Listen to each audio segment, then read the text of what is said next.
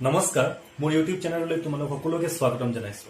মৰমৰ ছাত্ৰ ছাত্ৰীসকল আমি বৰ্তমান আমাৰ গণিতৰ দশম অধ্যায় বৃত্তৰ অনুশীলনী 10.2 সমস্যাবোৰ সমাধান কৰি আছো আৰু তাৰে আমি কোৱেশ্চন নম্বৰ 7 লৈকে আমি লাষ্ট ক্লাছত সমাধান কৰিছিলো সো আজিৰ ক্লাছত এই অনুশীলনীৰ আৰু দুটা সমস্যা কোৱেশ্চন নম্বৰ 8 কোৱেশ্চন নম্বৰ 9 আমি সমাধান কৰিম গতিকে তোমালোকে ভিডিঅটো একদম শেষলৈকে চাবা আৰু সমস্যাবোৰ সমাধান শিকি ল'বা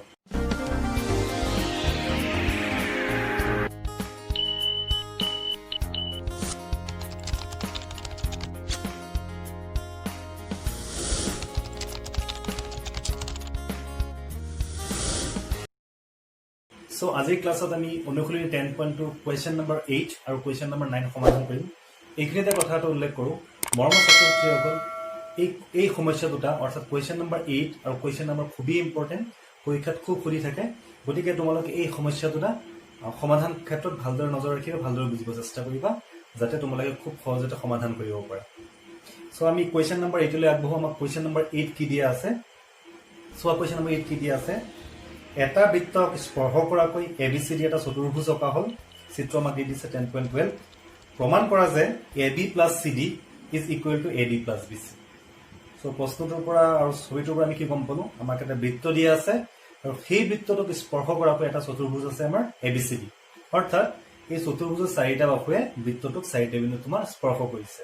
সো ইয়াৰ পৰা আমাক প্ৰমাণ কৰিব দিছে AB plus CD is equal to AD plus BC অৰ্থাৎ চতুৰ্ভুজৰ বিপৰীত বাহু দুটাৰ যোগফল সমান বুলি আমাক প্ৰমাণ কৰিব দিছে ওকে সো থুলমূলকৈ আমি এনেকৈ ক'ব পাৰো যে যদি এটা চতুৰ্ভুজে এটা বৃত্তক স্পৰ্শ কৰি থাকে তেন্তে বিপৰীত বাহুবোৰৰ যোগফল সমান তাহা আমি সমাধান কৰো মৰমৰ ছাত্ৰ ছাত্ৰীসকল সমাধান চোৱা আমাক প্ৰশ্নত দিয়া আছে এটা বৃত্ত আৰু এটা চতুৰ্ভুজ এবিসিডি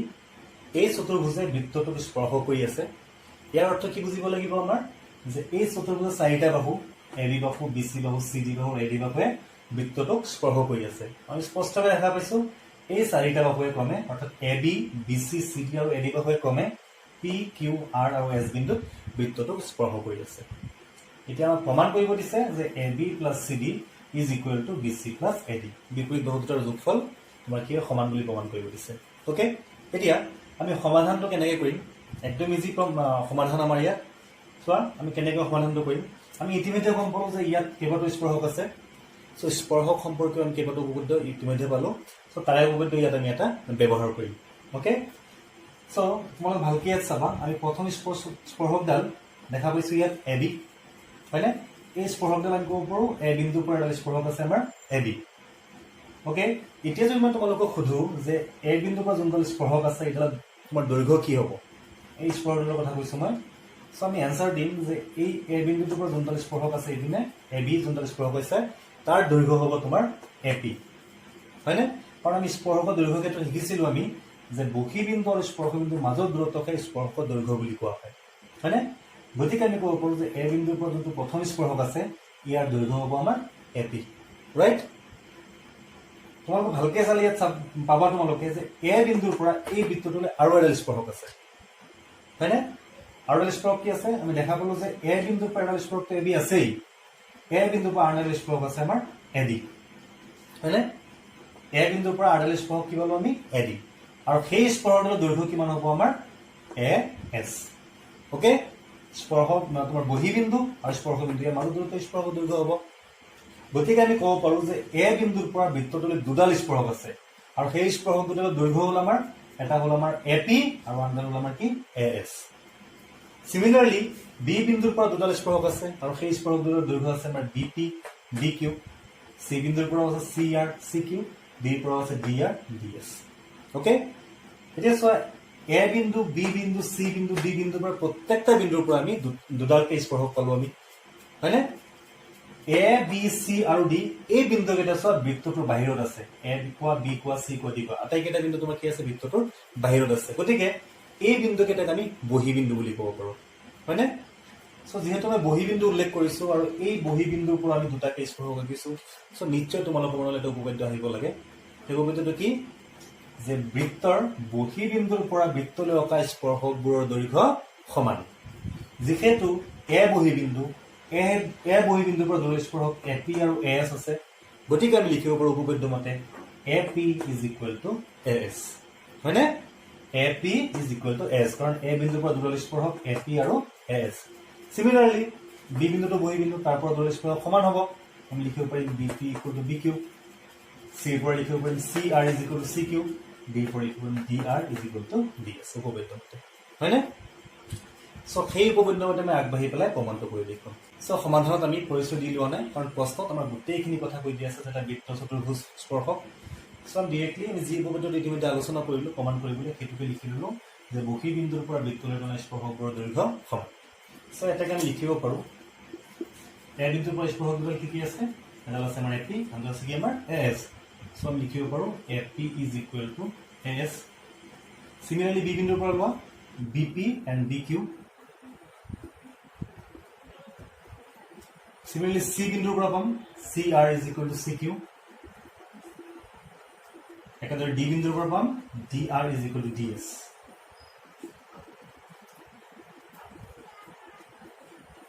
হলনে? এতিয়া আমি প্ৰমাণটোলৈ যাওঁ, প্ৰমাণটো আমি কেনেকৈ কৰিম। এতিয়া চাওঁ প্ৰমাণটো কি কৰিব দিছে যে AB plus CD is equal to BC plus AD। মানে চিত্ৰটো যদি ভালদৰে চাওঁ আমি দেখা পাম চতুৰ্ভুজটোৰ প্ৰতিডাল বাহু AB হওক, BC হওক, CD হওক, AD হওক, দুটা দুটা ভাগত ভাগ হৈ আছে। যেনে চোৱা ইয়াত AB বাহুটোক আমি লিখিব পাৰিম AP plus BP, কাৰণ AP আৰু BP দুটা ভাগত ভাগ হৈ আছে। ঠিক তেনেকৈ CR ক আমি লিখিব পাৰিম CR plus RD বা DR, ৰাইট? সো মই কি কৰো যে AB বাহুটো দুটা ভাগত ভাগ হৈ আছে, AP আৰু BP। সো প্লাস কৰিলে আমি AB পাম। ইয়াত চাবা কিন্তু চোৱা AP প্লাস যদি BP কৰো আমি কি পাই যাম, AB পাই যাম। একেদৰে CR প্লাস DR যদি কৰো, CR প্লাস DR যদি কি পাই যাম আমি CD পাই যাম, ৰাইট? Similarly, BC ভাগ দুটা কি কি আছে আমাৰ BQ আৰু CQ, এই দুটা ইয়াত আছে। AD ভাগ দুটা কি কি আছে আমাৰ AS আৰু DS, এই দুটা ইয়াত আছে। গতিকে সো এই যি চাৰিটা ইয়াত সমীকৰণ পালো, এই বাওঁ পক্ষৰ আটাইবোৰ আৰু সোঁ পক্ষৰ আটাইবোৰ যদি আমি যোগ কৰি দিওঁ তেতিয়া সমাধানটো আমাৰ নিজে নিজে ওলাই আহিব, হয়নে? সো আমি তাকে কৰিম। সো এতিয়া আমি যোগ কৰি দিম। যোগ আমি কেনেকৈ কৰিম, বাওঁ পক্ষৰ আটাইবোৰ একেলগে যোগ হ'ব, সোঁ পক্ষৰ আটাইবোৰ একেলগে যোগ হ'ব, ঠিক আছে? সো বাওঁ পক্ষ চাইছে লিখি যোৱা AP plus BP plus CR plus DR। এতিয়া সোঁ পক্ষ কেইটা লিখা কি কি আছে, AS plus BQ plus CQ and last one is DS। Note কৰি যাবা তোমালোকে। এতিয়া আমি গোটেই কেইটা চিত্ৰ চাইছে যোগ কৰি দিম।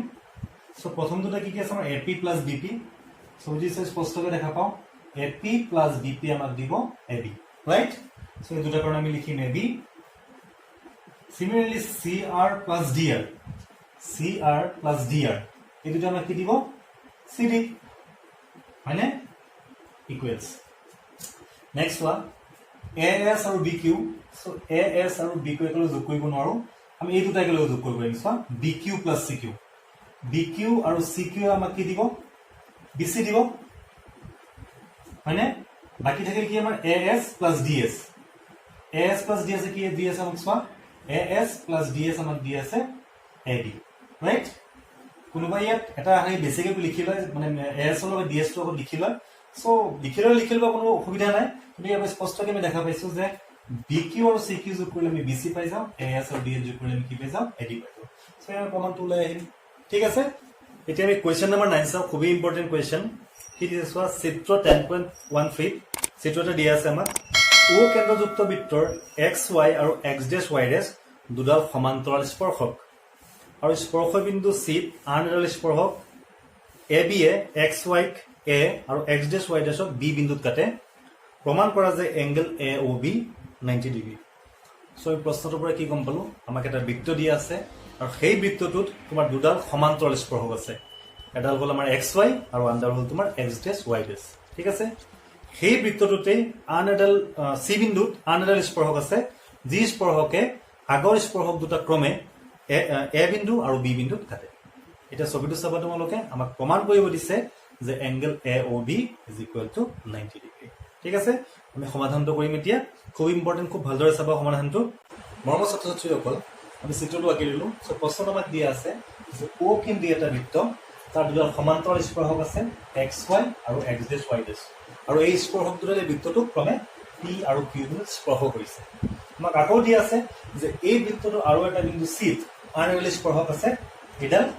এই স্পৰ্শকডালে আগৰ দুটা স্পৰ্শক্ৰমে এ আৰু বি বিন্দু তোমাৰ ছেট কৰিছে ঠিক আছে প্ৰমাণটো আমাক কৰিব দিছে এংগল এ অ বি মানে এই এংগলটো তোমাৰ কিমান ডিগ্ৰী 90 ডিগ্ৰী ঠিক আছে আহা আমি এতিয়া প্ৰমাণটো কৰোঁ যি প্ৰমাণটো কেনেকৈ কৰিম চোৱা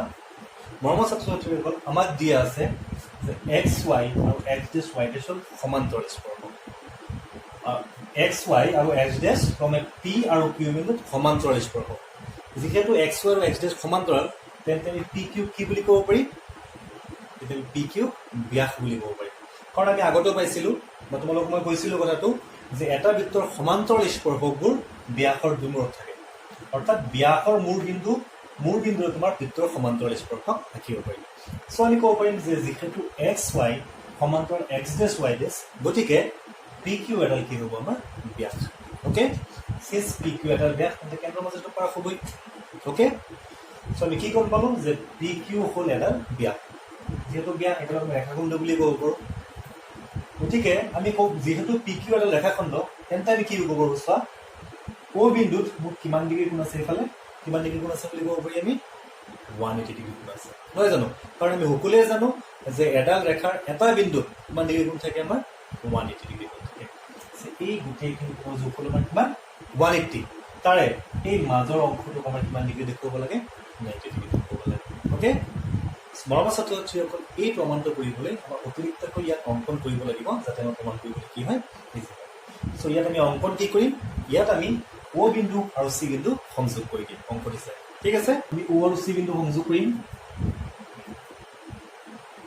অ'কে আমি অ' আৰু চি সংযোগ কৰিলোঁ এয়া আমি অংকত লিখি ল'ম চ' ইয়াত বিশেষতো একো লিখিব নালাগে কাৰণ প্ৰশ্নত গোটেইখিনি তথ্য আমাক দিয়া আছে আমি অংকনৰ পৰাই আৰম্ভ কৰিম ঠিক আছে চ' আমি অংকন লিখি ল'লোঁ যে অ' আৰু চি বিন্দু সংযোগ কৰা হ'ল ঠিক আছে আমি সংযোগ কৰিলোঁ এতিয়া চোৱা আমি অ' চি সংযোগ কৰি দিয়াৰ লগে লগে তোমাক দেখা পাইছে ইয়াত যিটো আমি 180 ডিগ্ৰী কোণ বুলি মই মেনশ্যন কৰিছিলোঁ ইয়াত টোটেল 4টা ভাগত ভাগ হৈ গ'ল নহয় জানো এইটো এটা প্ৰথম ভাগ মানে পি অ' এ প্ৰথম কোণ এইটো দ্বিতীয় কোণ এইটো তৃতীয় কোণ এইটো চতুৰ্থ কোণ চ' এই আটাইবোৰৰ সমষ্টি হ'ব আমাৰ কিমান ডিগ্ৰী 180 ডিগ্ৰী আৰু ইতিমধ্যে আমি গম পাইছোঁ এটা বিন্দুত 180 ডিগ্ৰী কোণ থাকে আৰু সেই কোণটো ইয়াত 4টা ভাগত ভাগ হৈছে গতিকে এই 4টা কোণৰ যোগফল বা সমষ্টি কিমান ডিগ্ৰী হ'ব 180 ঠিক আছে গতিকে তাৰ পৰা এই মাজৰ অংশটোক মই কেনেকৈ 90 প্ৰমাণ কৰিম চ' আমি কেনেকৈ প্ৰমাণ কৰিম মৰমৰ ছাত্ৰ ছাত্ৰীসকল যদি আমি দেখুৱাব পাৰোঁ যে এই কোণটো আৰু এই কোণটো সমান ঠিক আছে ধৰি লওঁ আমি এই কোণৰ মান এক্স এই কোণৰ মান কিমান হ'ব আমাৰ এক্সেই হ'ব হয়নে একেদৰে আমি দেখুৱাব পাৰিম যে এই দুটা কোণো সমান ধৰি লওঁ এইটো যদি ৱাই হয় এইটো কিমান হ'ব আমাৰ ৱাই হয়নে এই 4টা কোণৰ যোগফল আমাৰ কিমান ডিগ্ৰী হয় 180 অ'কে চ' ইয়াত 4টা কোণৰ ভিতৰত আছে দুটা এক্স 2x প্লাছ ইয়াত কি আছে আমাৰ 2y ইকুৱেল টু আমি কিমান লিখিব পাৰিম 180 নহয় জানো চ' এই আটাইকেইটা যদি মই সৰল কৰি দিওঁ আটাইকেইটা 2ৰে সৰল কৰিলে আমি পাম যে x plus y equal to কিমান ডিগ্ৰী হ'ব আমাৰ 90 হয়নে চ' x প্লাছ y মানে 90 ডিগ্ৰী হোৱা মানে কি বুজাই আছে এই কোণৰ যোগ কিমান আছে আমাৰ x এই কোণৰ যোগ কিমান আছে আমাৰ y চ' এই দুটা কোণ যোগ কৰি দিয়া মানে আমি কি গম পালোঁ এংগল এ অ' বি হয়নে এই কোণটো আৰু এই কোণটো যোগ কাৰণে কমপ্লিট কোণটো পাই আছোঁ এংগল এ অ' বি আৰু ইয়াৰ মানে আমি এনেকৈ কৰিলে কি পাম কিমান ডিগ্ৰী পাম আমি 90 ডিগ্ৰী আমাৰ প্ৰমাণটো হৈ যাব নহয় জানো চ' তেনেকৈ আমি আগবাঢ়িম আমি দেখুৱাম যে angle P O' A is equal to angle C O' similarly আমি দেখুৱাম angle B O' Q is equal to angle C O' ঠিক আছে চ' প্ৰমাণটো আমি কেনেকৈ আগবাঢ়িম ইতিমধ্যে উল্লেখ কৰিলোঁ চ' ঠিক তেনেকৈ আগবাঢ়ি প্ৰমাণ কৰিম তো ইয়াৰ আগতে আমি লিখি ল'ম যে পি কিউ এডাল ব্যাস কেনেকৈ পালোঁ সেই কথাখিনি ইয়াত আমি লিখি ল'ম যে পি কিউ এডাল ব্যাস চ' পি কিউ এডাল ব্যাস কিয় হ'ব যে আমি লিখিম যে এক্স ৱাই আৰু এক্স ডেছ ৱাই ডেছ সমান্তৰাল স্পৰ্শক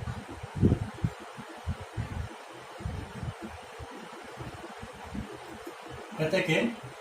পি কিউ এডাল কি হ'ব ব্যাস চ' এইটো এই পি কিউ এডাল ব্যাস ইয়াৰ লিখাৰ প্ৰয়োজনীয়তা কি চ' ইতিমধ্যে গম পালোঁ যেতিয়া পি কিউ এডাল ব্যাস হ'ব তেতিয়া ইয়াত আমি এটা ৰেখাখণ্ড ক'ব পাৰিম আৰু ওৰ মাজেৰে যাব যিহেতু ওৰ মাজেৰে পি কিউ ৰেখাখণ্ডটো যাব তেতিয়া অ' বিন্দুখনত তোমাৰ 180 ডিগ্ৰী কোণ দেখুৱাব পাৰিম আৰু সেই 180 ডিগ্ৰীৰ পৰা আমি 90 ডিগ্ৰী কোণ কৰিব লাগিব চ' সেইটো কাৰণে আমি ইয়াত পি কিউ এডাল ব্যাস বুলি আগতে আমি ইয়াত দেখুৱাই ল'ব লাগিব ঠিক আছে এতিয়া আমি নেক্সট যিখিনি আলোচনা কৰিলোঁ যে আমি কোন দুটা সমান দেখুৱাম সেইদৰে আহিম অ'কে চ' এতিয়া আমি কি কৰিম 90 ডিগ্ৰী প্ৰমাণ কৰিবলৈ আমি এই দুটা কোণ সমান দেখুৱাম মই মেনশ্যন কৰিছোঁ অলৰেডি এতিয়া চোৱা আমি এই দুটা কোণ কেনেকৈ সমান দেখাম চ' চিত্ৰটো যদি অকণ ভালদৰে মন কৰা চ' এনেকুৱা আমি প্ৰমাণ আগতেও কৰিছোঁ আমি ইয়াত দুটা ত্ৰিভুজ দেখা পাইছোঁ হয়নে এটা হ'ল আমাৰ এ অ' পি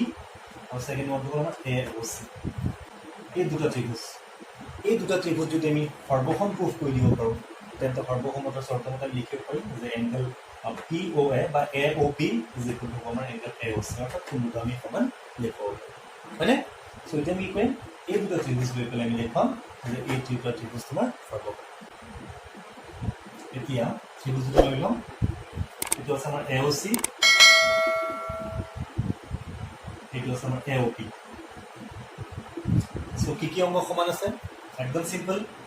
আমাৰ কি সমান আছে O' C is equal to O' P আমি বহী বিন্দুৰ পৰা বৃত্তলৈ টনা স্পৰ্শক দৈৰ্ঘ্য সমান সেই একেটা প্ৰমাণকে ইয়াত কৰি আছোঁ যেনেকৈ ত্ৰিভুজৰ সৰ্বসম দেখুৱাইছিলোঁ তাত উপপাদ্যটো ঠিক একেদৰে এই ত্ৰিভুজটো আমি সৰ্বসম দেখুৱাম অ'কে চ' আমি কি পালোঁ যে O' C is equal to O' P একে বৃত্তৰ ৰেখাটো হ'ব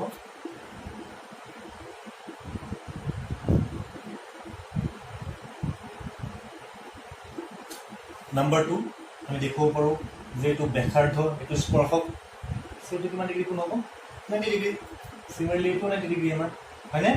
চ' আমি কি লিখিব পাৰোঁ angle O' C A is equal to angle O' P A is equal two হ'ব আমাৰ 90 ডিগ্ৰী আৰু এটা অংক লাগে চিম্পল এই দুটা ত্ৰিভুজ এটা সাধাৰণ বাহু আছে অ' এ চ' অ' এ ইজ ইকুৱেল টু অ' এ সাধাৰণ বাহু আমি এটা সমান পালোঁ গতিকে ত্ৰিভুজ দুটা কি হ'ব আমাৰ সৰ্বসম এংগেল এ অ' চি সৰ্বসম ত্ৰিভুজ এংগেল এ অ' পি স্বীকাৰ্যটো কি হ'ব তাকো আমি কি ব্যৱহাৰ কৰিছোঁ এইটো সমকোণ এটা আছে ত' সমকোণৰ বিপৰীত বাহু অতিভুজটো অ' এ ব্যৱহাৰ হ'ল গতিকে আমাৰ সমকোণ অতিভুজ বাহু সূত্ৰ ব্যৱহাৰ কৰিম বা অ'কে চ' বা চৰ্তমতে ত্ৰিভুজ দুটা কি হ'ল আমাৰ সৰ্বসম যিহেতু ত্ৰিভুজ দুটা সৰ্বসম এতিয়া মাজত প্ৰয়োজনীয় যে এই দুটা কোণ সমান দেখুৱাব লাগে চ' নিজে লিখি দিব পাৰিম যে angle A O' C is equal to হ'ল এংগেল এ অ' পি ঠিক আছে চিটি মতে A O' C is equal to angle A সৰ্বসম ত্ৰিভুজৰ অনুৰূপ অংগ চ' আমি জাষ্ট কি দেখুৱালোঁ যে এই কোণটো আৰু এই কোণটো সমান হ'ল এই দুটা কোণ সমান গতিকে এই ত্ৰিভুজ দুটাৰ এই কোণটো আৰু এই কোণটো তোমাৰ কি হ'ব সমান হ'ব তাকে আমি একেদৰে বুলি লিখি দিম আৰু এক্সট্ৰাকে প্ৰমাণ কৰিব নালাগে চ' আমি একেদৰে কি লিখিম এই কোণটো angle B O' C is equal to angle হ'ব বি অ' কিউ ঠিক আছে এইখিনি নোট কৰি ল'বা নেক্সট পাৰ্টলৈ আগবাঢ়িম এতিয়া আমি নেক্সট পাৰ্ট চোৱা মৰমৰ ছাত্ৰ ছাত্ৰীসকল ইতিমধ্যে আমি দেখুৱালোঁ পি কিউ এডাল ব্যাস আমি তাত কি গম পালোঁ যে পি কিউ অ' বিন্দুত মুঠ কিমান ডিগ্ৰী কোণ আছে আমাৰ 180 চ' সেইটো দি পেলাই আমি এতিয়া বাকীখিনি প্ৰমাণ কৰিম ঠিক আছে চ' যিহেতু পি কিউ এডাল ব্যাস চ' আমি লিখিব পাৰিম ইয়াৰ মুঠ কোণ কিমান ডিগ্ৰী আছে আমাৰ 180 আৰু সেই মুঠ কোণ ইয়াত কিন্তু 4টা ভাগত ভাগ হৈ আছে গতিকে এই 4টা ভাগৰ যোগফল হ'ব আমাৰ কিমান 180 চ' তেনেকৈ লিখিম প্ৰথম কোণটো আছে আমাৰ angle A O' P second ওৱানটো আছে আমাৰ এ অ' চি থাৰ্ড ওৱানটো আছে বি অ' চি আৰু ফ'ৰ্থ ওৱানটো আছে আমাৰ বি অ' কিউ এই আটাইকেইটাৰ যোগফল হ'ব আমাৰ 180 এই সৰলকোণটোকে 4টা ভাগত ভাগ হৈ আছে অ'কে নেক্সট ষ্টেপটো ইম্পৰ্টেণ্ট চাবা এইটো আমাৰ প্ৰমাণটো কৰিব লাগে এংগেল এ অ' বি এই কোণ মাজৰ কোণটো তোমাৰ কিমান ডিগ্ৰী হ'ব লাগে আমাৰ 90 এ অ' বি কোণ বুলি কওঁতে তাৰ মাজত আমাৰ এ অ' চি কোণটো আছে এই এ অ' চি কোণটো আছে বি অ' চি কোণটো আছে এইটো হয় জানো কিন্তু এই এ অ' পি কোণ বাহিৰত পৰিলে এই কোণটো বি অ' কিউ এইটো আমাৰ কি কৰিম যোনটো আমাৰ প্ৰয়োজনীয় কোণ তাৰ বাহিৰত পৰিল গতিকে আমাৰ এ অ' পি আৰু বি অ' কিউৰ প্ৰয়োজনীয়তা নাই এ অ' পি আৰু বি অ' কিউৰ প্ৰয়োজন আমাৰ নাই ত' তাৰ কাৰণে আমি কি কৰিম এই এ অ' পিক আমি ইয়াৰ দ্বাৰা এক্সচেঞ্জ কৰি দিম এ অ' পি যাতে আমি লিখিব পাৰিম এ অ' চি বি অ' কিউৰ যাতে আমি লিখিব পাৰিম বি অ' চি ৰাইট ইয়াত ইকুৱেশ্যন নম্বৰ 1 দি থ'ব পাৰা হ'লে চ' আমি কি ক'লোঁ যে ইয়াত কি কৰিম এ অ' পিৰ জেগাত আমি কি লিখিম এ অ' চি ঠিক আছে চ' এ অ' চি ইয়াততো এ অ' চি অলৰেডি আছেই বি অ' চি আমাৰ প্ৰয়োজন আছে বি অ' কিউৰ প্ৰয়োজন নাই চ' ইয়াত থাকি আমি কি লিখিব পাৰোঁ B O' C equal to 180 হ'ল নেক্সট সিম্পলিফিকেশ্যন AOC ইয়াত দুটা আছে 2 AOC হ'ব BOC দুটা আছে 2 BOC হ'ব সো তো একেবাৰে কমনত লিখি দিওঁ angle AOC plus angle BOC is equal to 180 right ইয়াত তোমালোকে লিখি দিব পাৰা যে সমীকৰণ 1 ৰ পৰা লিখা নাছিলো মই যিকি নহওক এতিয়া চোৱা যদি 24 চাওঁ AOC আৰু BOC এই দুটা কোণৰ যোগফল কি হ'ব AOC মানে এই কোণটো BOC মানে এই কোণটো হয় জানো এই দুটাক একেলগে যোগ কৰি লিখিলে আমি ছবিৰ পৰা পাওঁ AOB মানে এই দুটা যোগ কৰিলে পাওঁ আমি AOB সো আমি লিখিব পাৰোঁ ইয়াত এই দুটা যোগফল angle AOB is equal to 180 degree right তো এইফালে গ'লে হৰণ হৈ যাব সো হৰণ হৈ পেলাই 180 ডিগ্ৰী 2 হৰণ কৰিলে কিমান পাওঁ আমি 90 সো হয়নে